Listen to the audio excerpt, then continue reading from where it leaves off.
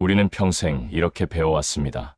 착하게 살면 결국 이긴다고, 양보하면 사람이 남고, 참으면 관계가 지켜지고, 손해를 봐도 덕은 쌓인다고.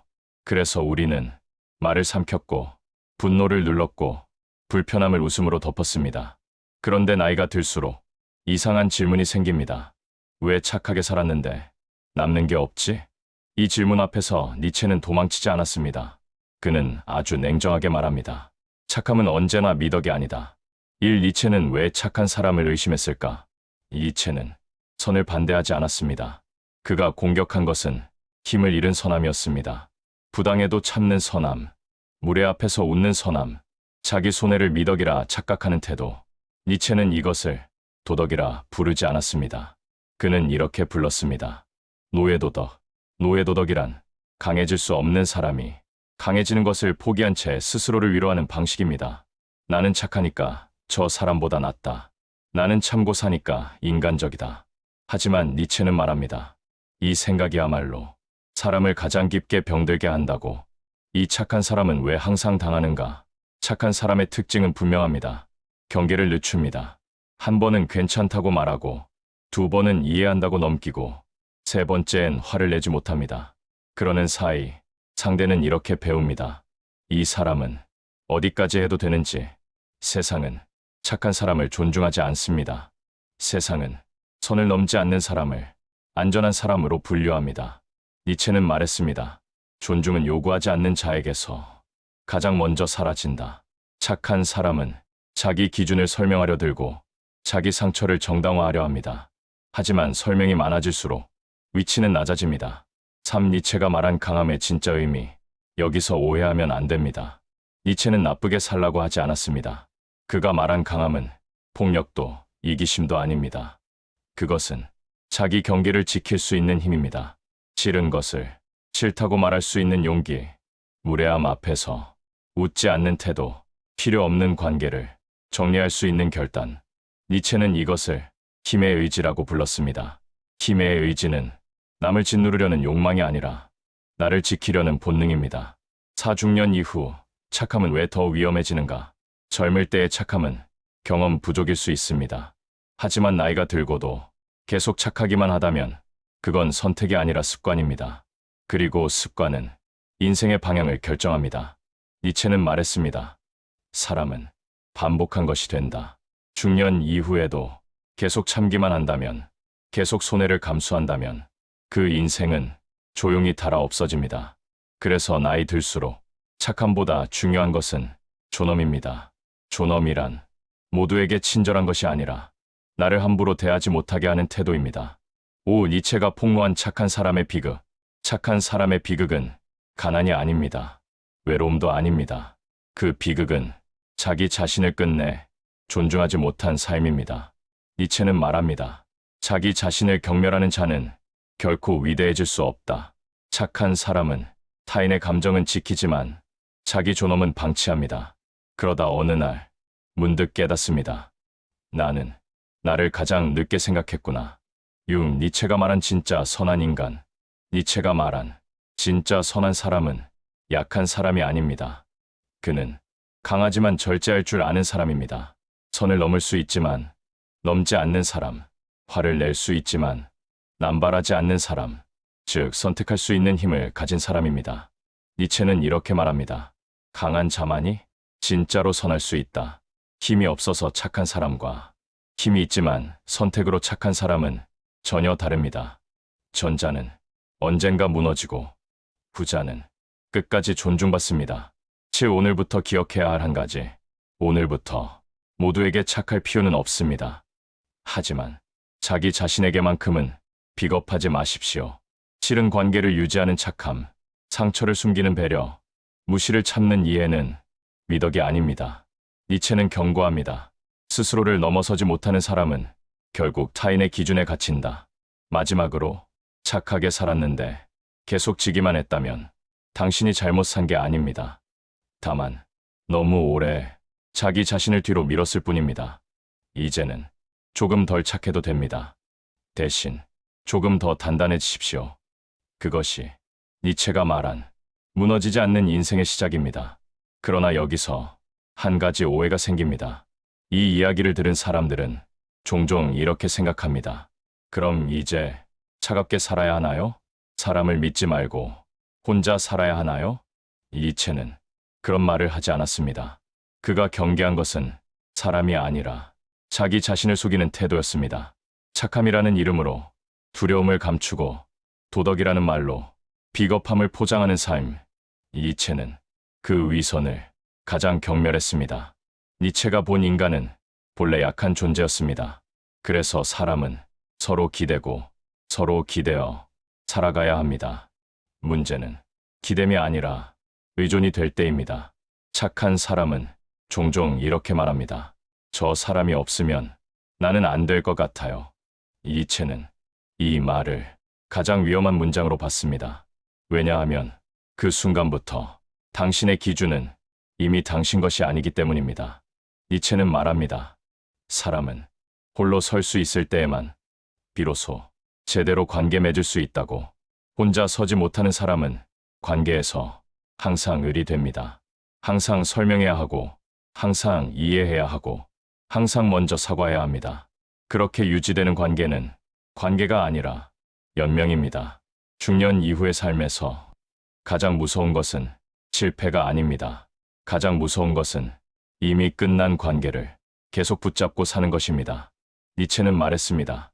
버리지 못하는 사람은 결코 새로워질 수 없다. 이 말은 물건 이야기가 아닙니다. 사람 이야기이고 태도 이야기이며 삶의 방식 이야기입니다. 우리는 나이가 들수록 잃을 것이 많아진다고 느낍니다. 그래서 더 조심하고, 그래서 더 참게 됩니다. 하지만 니체는 정반대로 말합니다. 나이가 들수록 버릴 수 있는 사람이 가장 강한 사람이라고. 관계 하나를 정리할 수 있는 용기, 습관 하나를 끊어낼 수 있는 결단, 익숙한 역할에서 물러날 수 있는 태도, 이것이 중년 이후의 진짜 힘입니다. 니체가 말한 자기 극복이란 대단한 성공이 아닙니다. 그것은 어제의 나보다 오늘의 내가 조금 덜 비겁해지는 것입니다. 조금 덜 참는 것, 조금 덜 눈치 보는 것, 조금 덜 스스로를 무시하지 않는 것. 이 작은 변화들이 쌓이지 않으면 인생은 절대 바뀌지 않습니다. 착한 사람은 자주 이런 말을 합니다. 이 나이에 뭘 바꾸겠어요. 니체는 이 말을 패배 선언이라고 봤습니다. 숨 쉬는 한, 인생은 끝나지 않았고 선택할 수 있는 한, 인간은 아직 자유롭기 때문입니다. 중년 이후에 진짜 필요한 용기는 새로 시작하는 용기가 아닙니다. 그건 그만두는 용기입니다. 더 이상 무시당하는 관계를 계속하지 않는 용기, 늘 손해보면서도 웃어야 했던 자리를 떠나는 용기, 착해야만 사람이 남는다는 오래된 거짓말에서 빠져나오는 용기. 니체는 말합니다. 내가 나를 존중하지 않으면 나는 너를 떠날 것이다. 이 문장은 협박이 아닙니다. 자기 존엄에 대한 선언입니다. 이 선언이 없는 사람은 평생 착한 사람으로 살다가 조용히 사라집니다. 우리는 이제 다시 배워야 합니다. 착하게 사는 법이 아니라 존엄하게 사는 법을. 존엄은 목소리를 높이는 것이 아니라 선 긋는 능력입니다. 존엄은 화를 내는 것이 아니라 거리 두는 기술입니다. 존엄은 모두에게 좋은 사람이 되는 것이 아니라 나에게 부끄럽지 않은 사람이 되는 것입니다. 니체가 말한 삶의 마지막 기준은 행복이 아니었습니다. 그는 이렇게 물었습니다. 너는 내 삶을 다시 한번 그대로 살 수 있겠는가? 이 질문 앞에서 고개를 들 수 있는 사람만이 자기 인생을 살았다고 말할 수 있습니다. 이제 선택은 당신의 몫입니다. 계속 착한 사람으로 남을 것인가? 아니면 조금 불편하지만 단단한 사람으로 다시 시작할 것인가? 니체는 이미 답을 주었습니다. 인생은 참는 사람의 편이 아니라 자기 자신을 배신하지 않은 사람의 편이라고.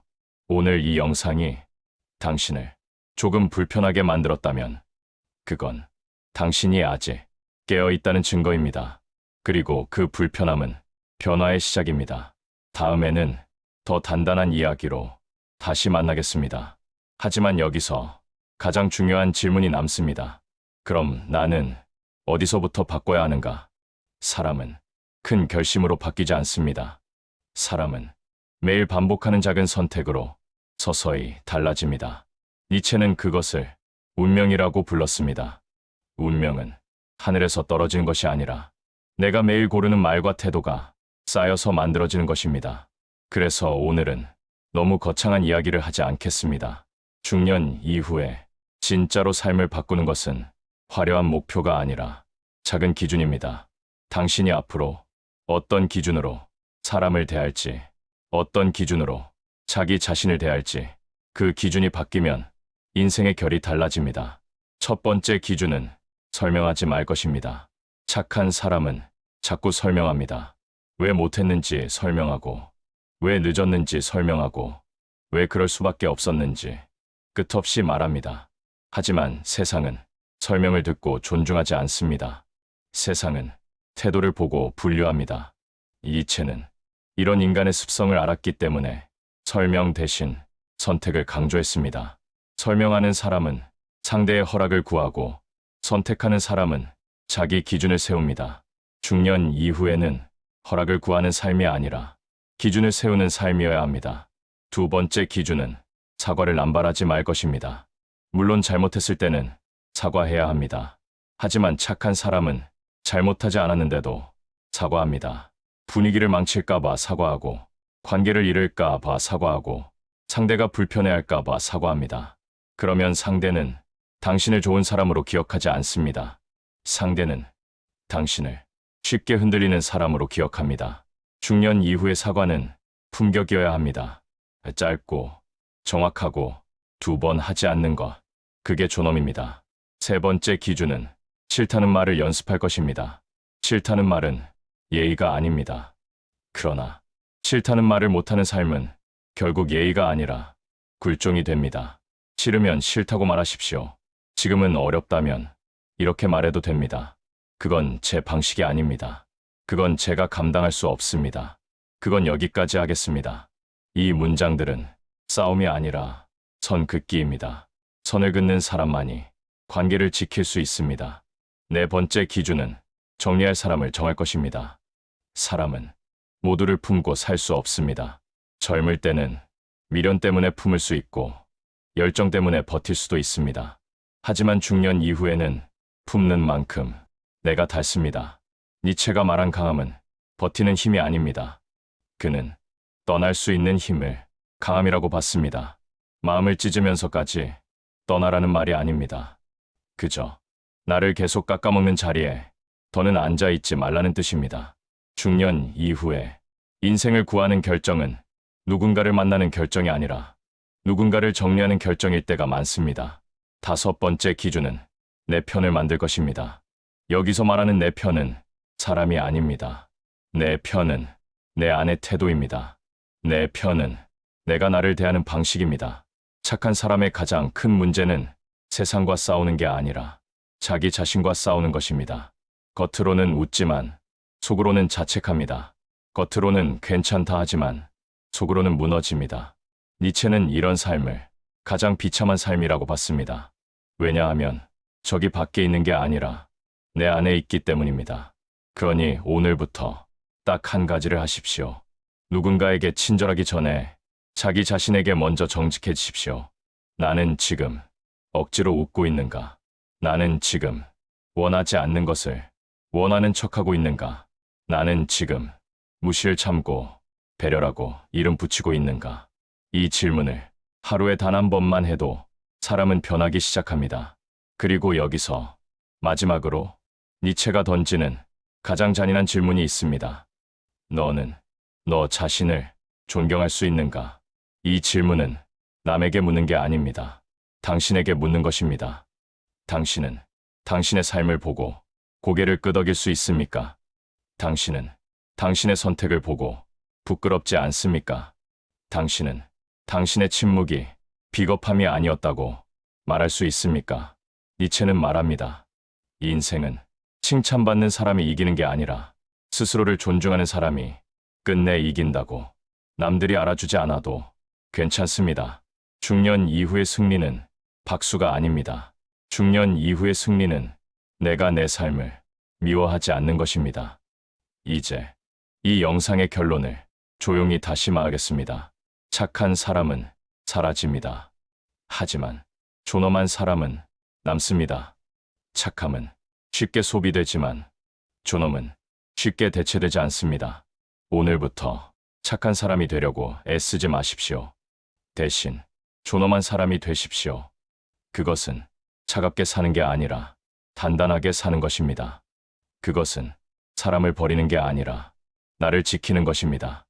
그리고 나를 지키는 사람이 결국 사람도 지킵니다. 다음 영상에서는 니체가 말한 사람을 알아보는 냉정한 기준을 더 깊게 다루겠습니다. 겉으로 다정한 사람이 왜 가장 위험한지, 말이 예쁜 사람이 왜 가장 잔인해질 수 있는지, 그리고 중년 이후 누구를 곁에 둬야 하는지 끝까지 함께 하실 분은 구독과 좋아요로 조용히 표시해주세요. 당신의 남은 인생이 누군가의 편의가 아니라 당신의 존엄으로 채워지길 바랍니다. 우리는 다음 이야기에서 더 단단해져서 다시 만납시다.